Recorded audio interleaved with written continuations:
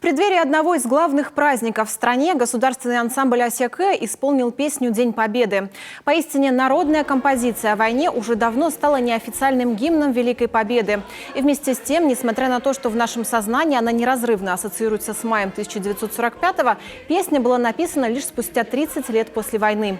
Она родилась в творческом дуэте Владимира Харитонова и молодого тогда композитора Давида Тухманова весной 1975 года.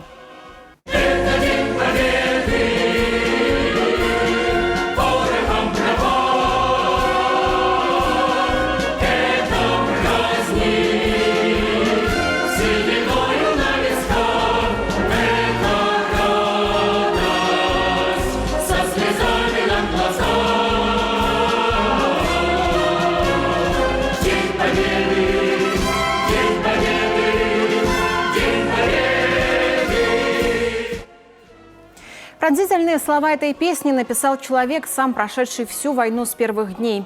Автор слов Дня Победы Вадим Харитонов, фронтовик, воевал в пехоте и кавалерии, был ранен, награжден 3 боевыми орденами и медалями.